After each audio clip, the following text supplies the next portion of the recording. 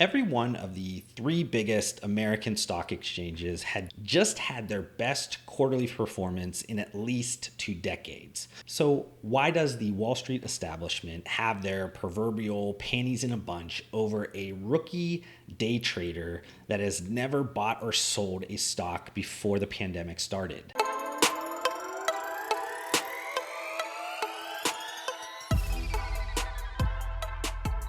The rookie day trader that I am referencing is Dave Portnoy. If you don't know that name, he is actually the founder of Barstool Sports. Right before the coronavirus kind of hit hard in the United States, he actually completed a transaction to be acquired by Penn National Gaming for a reported $450 million. But that amount of wealth that he's accumulated has nothing to do with why the Wall Street elite hate him. Now, if you're not familiar with this story at all, you might have a few questions kind of running through your brain. First of all, what does Barstool Sports have to do with stock trading?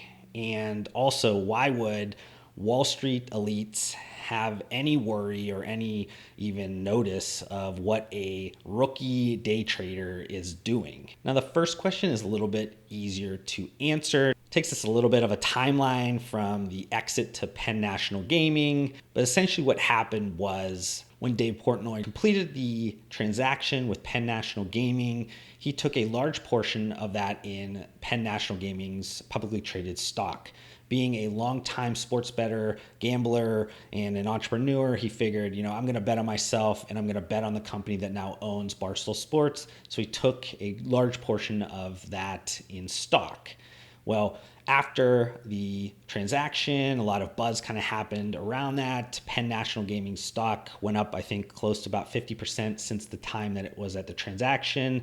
And because of that, I think Dave caught a pretty big bug on the stock market, what could really happen. He had a big spike, obviously, in his net worth. And that kind of created that little taste of what could be if you were to have some ability to understand the stock market. Well, then the coronavirus hit. It kind of took away everything that Barstool Sports really talks about a lot of times, obviously being Barstool Sports and sports leagues, at least American sports leagues, not being around to constantly be talking about. You have this big hole in your life, then you need to kind of fill the gaps. Additionally, the stock market crashed as well, and having a ton of your net worth being tied up in Penn National Gaming stock and that going down, I think, close to about 80% from its highs, you start to think, what the heck did I get myself into and how do I control this? Being an entrepreneur, you're used to controlling a lot of elements in your life, and that leaves you in this kind of situation, what could I do? You start to think creatively, you start to think about these challenges and how do you overcome those challenges. And Dave kind of came up with a pretty unique way to overcome that. He decided, I'm going to replace sports betting and my life that's focused a ton around sports, and I'm going to replace this with betting on stocks. And on March 23rd, Dave opened up a E-Trade account. I think he threw $3 million of his own money into that account and just kind of jumped into the deep end, never trading stocks. I think he mentioned he's only really bought one stock in his life. He does have other investment funds and things that advisors handle, but for himself, he didn't really know personally how anything around the stock market worked. So he became a day trader. So why should anybody in Wall Street, the elite in Wall Street, care anything about somebody that has never done anything to do with stocks and just having $3 million in an account? That's not like it's some market moving type of amount, and nobody would normally even pay attention to anything that was at that level on something like E-Trade. But what Dave did, and he's been a disruptor for quite a long time, is that he decided that he was going to live stream every single day of his day trading career from the start, from knowing nothing. And he was going to be in raw and authentic from the start. And this is where things start to turn and why people are paying attention. Dave Portnoy has 1 million plus followers on Twitter. And if you think about all of his social media and even Barstool Sports social media, you have tens of millions, maybe hundreds of millions of potential followers that would be interested in what Dave Portnoy, the new day trader, is doing. So he opened up what he's calling Davey Day Trader Global, or ddtg, and just kind of took on this role of like the Wolf of Wall Street type of approach. So this is what really gets into the second question about why the Wall Street elite would care anything about a rookie day trader. By Dave Portnoy live streaming, it basically tore down the veil of secrecy with Wall Street traders. Wall Street, like a lot of other professional services or like trade services, they work off of what they call like asymmetric information. It's basically that, they have more information than you, and because of that, they have an ability to have some element of power over you. They can maybe charge you more. They can maybe talk over your head to make you assume that those services are worth more than what they are. And with somebody basically like tearing all of that secrecy away, that veil away, and giving access to people to peek behind the curtains, that really creates a situation that these individuals do not like. Stock traders, financial advisors, all these types of people, they are not used to giving full transparency into what they're doing on a day-to-day basis, let alone a minute-to-minute, second-to-second basis like Dave is doing with ddtg. We're basically putting everything on the line. You're just able to see every mistake. You're able to see every win. You're able to see every like anguish, pain in terms of upsetness around what's happening in the market. You see all the rawness and emotion that's happening with what's going on, but you're also just able to have a constant dialogue and understand some logic lessons and things that are going on with somebody that's just starting, that somebody is learning and kind of stumbling through this as well. You can kind of go and relate to that very well, especially if you are in a very similar position to him.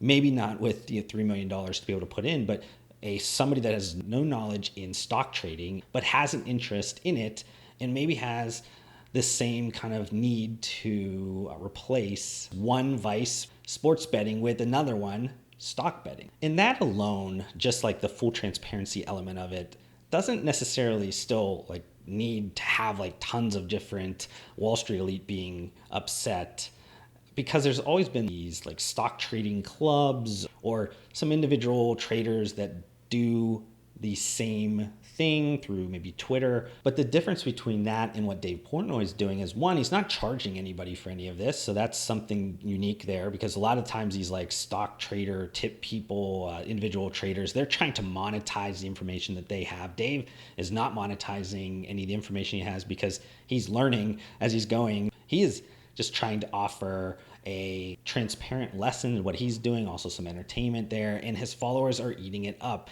And the followers between these individual stock traders or those stock clubs and Dave Portnoy is that Dave has 100x followers that are interested in what he's doing. So this is honestly the start of disruption like Wall Street elite has not seen since the introduction of low-fee index funds. But beyond that, Wall Street elite are not really big fans of Dave Portnoy because of some of the things that come out of his mouth, because of his brashness and the ability to really polarize people with the way that he communicates. A lot of the Wall Street elite do not like when he comes off and says commentary around things like he's better and smarter than Warren Buffett. And in the case that Dave is explaining, he is in that one scenario, and he's not necessarily saying that he's better than Warren Buffett for his whole career, but he's mentioning a lot of the things around that. It's because Warren Buffett kind of ran away from the airline stocks that he had large holdings in after the coronavirus kind of news started to hit and the stock market was in free fall. And Dave kind of timed it in a way where when it was down on the bottom, he was telling everybody to buy in. He was buying a ton. And because of that, he doubled or tripled his money in those investments. And it's made him look extremely smart in one vacuum situation type of decision. But just those types of press clippings or headlines obviously get spread out all over the internet now. And you have a ton of news organizations that are having Dave Portnoy on TV and trying to kind of get him to say things they believe is kind of silly, and they can kind of passive aggressively toss in some other time frame when he's not able to defend himself on TV, things like that. He's been labeled as helping the rise of the retail bro, helping make day trading the new sports gambling, and leading a new army of traders in the market. And the timing of the stock performance could not have been better for when ddtg and Dave kind of created a lot more attention for themselves in the market. That was also combined with having a stimulus check of $1,200 or $2,400, which Robinhood already kind of mentioned that there was a ton of activity of people starting accounts with that exact amount. So they know people were taking the stimulus check and throwing it into the stock market. So when Dave Portnoy says things like stocks only go up in this particular time frame, he's correct, because more times than not in the last quarter, the stocks have went up. And because of that, he's looking like a genius, which a lot of people then, especially if they're new in the stock market and don't have a history of what happened and people making calls and people having, these long careers in Wall Street, they think that Dave is a genius. And that's not taken very well by these Wall Street elite, the establishment that has been putting in time for the last decade, 2 decades, has a long track record of success, and they're not getting any attention. Nobody knows who they are, and they're just basically looking at Dave and saying, how is he doing this? So instead of trying to reverse engineer what he's doing and figuring out how they can do this, they take to CNBC, Bloomberg, they write articles in Motley Fool and a number of other kind of areas, and they take passive aggressive swipes at Dave and basically saying that he doesn't know anything and he's basically going to cause a big crash in the world, and he's going to lose all kinds of people money and all kinds of different things because these people are upset with the attention that he's getting. They also know that he's ignited a group of individuals that have no understanding of what the established rules are of the stock market, and that creates a ton of risk that people are not going to act like they should act in different situations. You see that with some of these bankrupt or penny or like under $5 type of stocks. People are piling into these things. They're running them up. They're able to make a big swing in the market because the establishment's running from them. They're running towards them, and they're creating a ton of like short-term wealth if they're able to time things up right. But all of this breaking of establishment rules creates a ton of risk for the models of these stock traders that have been in the market for a while and just expect everybody to act similar to how they've always acted. And outside of that, I think that they kind of understand that he's creating an experience that is based on just authenticity, transparency, just putting it all out on the line. And because of that, a lot of people that are watching this are going to start to expect some element of that with the financial advisors that they work with, or some of the stock experts that they've listened to for a while. They're going to say, why are you not giving me as much information as this guy?